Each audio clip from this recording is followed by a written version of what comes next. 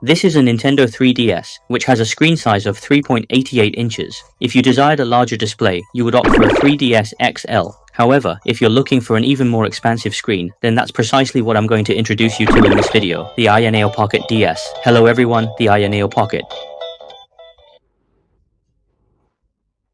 The AYANEO Pocket DS is the very first dual-screen Android handheld that we've had the chance to review on this channel. Now, they also tout it as the world's first mass-produced dual-screen flip Android handheld, which, wow, that's quite a mouthful of descriptive words. The top display is a 7-inch 16:9 OLED screen, and the bottom one is a 5-inch 4:3 LCD screen. The upper screen's brightness is the top screen boasts 800 nits, while the bottom screen registers 550 nits. The viewing angles and color reproduction are excellent. Crucially, my engineering sample exhibits no light bleeding, even in low light conditions. Powering this device is the Snapdragon G3x Gen 2. During an AnTuTu benchmark test, it achieved a score of about 1.7 million points. AYANEO has already launched several devices featuring this processor. It can capably handle most mobile games and emulators. It supports up to 15 watts of total power consumption, and its cooling system is comparable to that of a Windows handheld. The device's front panel is crafted from CNC aluminum alloy, offering a premium feel, and the back features ergonomic grips. Equipped with an 8000 mAh battery, this device is definitely well built.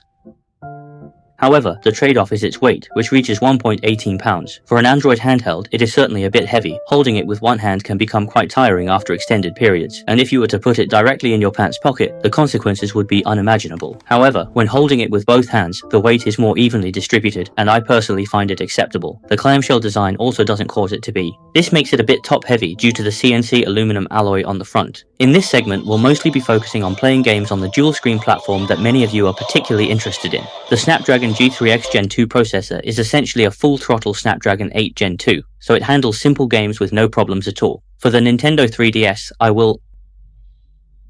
I'll mostly be showcasing some of the more graphically demanding games that are generally more challenging to run.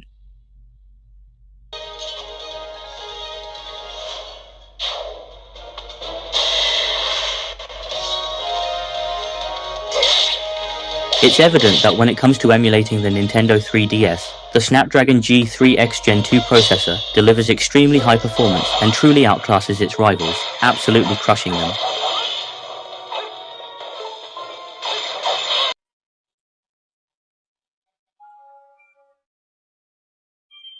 Most games run smoothly at 4x resolution, experiencing no significant pressure or performance issues. I specifically attempted to switch to the Citra emulator to play Resident Evil Revelations, also utilizing 4x resolution, apart from very infrequent minimal stutters during certain scene transitions, and when shaders were being compiled, the majority of the game maintains a very fluid and smooth performance.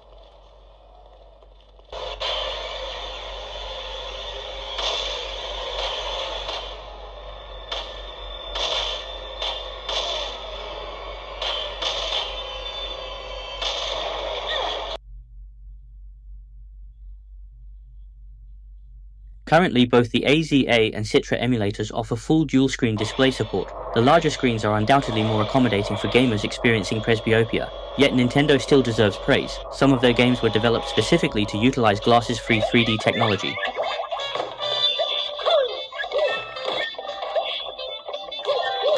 They were specifically crafted for glasses-free 3D, and certain scenes genuinely gain depth only when seen through glasses-free 3D. Observant users might notice that the top screen isn't entirely filled. This is due to the original Nintendo 3DS having a top screen aspect ratio of 15:9. To prevent any image distortion, we have black bars present, which results in a display area of approximately 6.67 inches.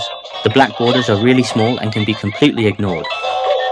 For touchscreen-based games like those on the NDS, if you prefer not to use your fingers, you can always pick up a capacitive stylus, which makes the controls much more convenient and easy to use.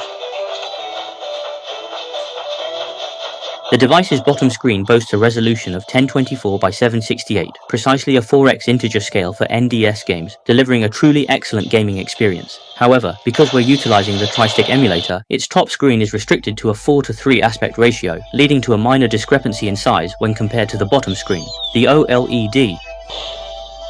There is also a slight color difference between the OLED and LCD screens, but I don't believe this detracts from the gaming experience. I've enabled an LCD filter here. The Melon DS emulator, on the other hand, supports adjusting the size of both the top and bottom screens, and a dedicated layout for this device will be released in the future.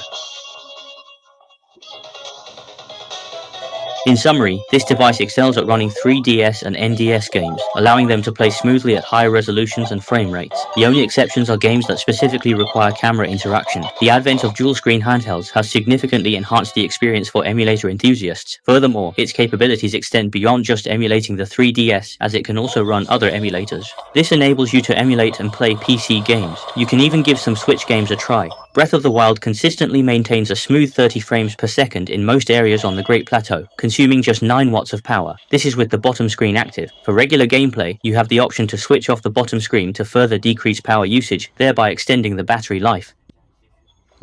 The dual screen setup also offers a lot of versatile ways to play. For instance, you can open a map on the bottom screen to look up guides. After playing for a little while, let's go ahead and test the temperature. The overall temperature control on this device is exceptionally good. The temperature only reaches about 113 degrees Fahrenheit on the left side of the secondary screen. Meanwhile, the grip area and the main screen are below normal body temperature, and there's no noticeable warmth on the device's back, consistently staying around 95 degrees Fahrenheit. The fan runs at 38 decibels in high-speed mode, increasing to nearly 50 decibels when it's at full throttle. However, for most users, you won't need that. Many friends are also concerned if the clamshell design might affect the feel when holding it.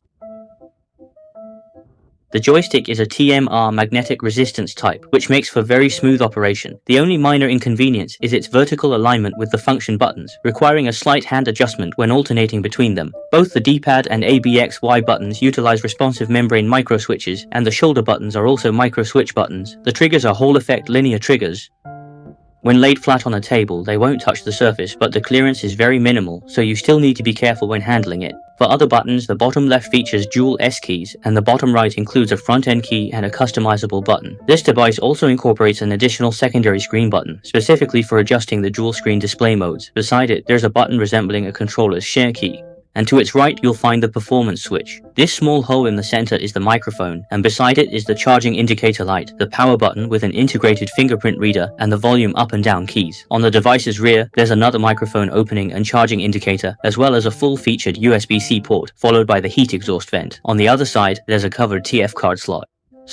Many people also worry about OLED screen flicker. For this top screen, I've set it to a 60Hz refresh rate, and its global dimming exhibits quasi-DC dimming, even at a 1/4000 shutter speed. It remains quasi-DC dimming at 120Hz as well. AYANEO's Android front-end software has consistently been a top-tier performer in the industry, and this front-end The software makes it very convenient to directly import games. After it's made into a dual-screen handheld, the subscreen can also monitor some of the machine's operating data in real time. They've also specially developed a dual-screen management system, and the subscreen can provide card-style multitask management functions. The middle of the C face protrudes slightly, and there are also rubber pads for cushioning when closing the lid, so there's no need to worry about the buttons pressing on the screen. This aspect takes inspiration from the Nintendo 3DS handheld console. Let's now conclude and summarize everything that has been introduced. The AYANEO Pocket DS genuinely shows a great deal of effort and care in both its hardware and software. Yet being a new product, it does possess some imperfections. Personally,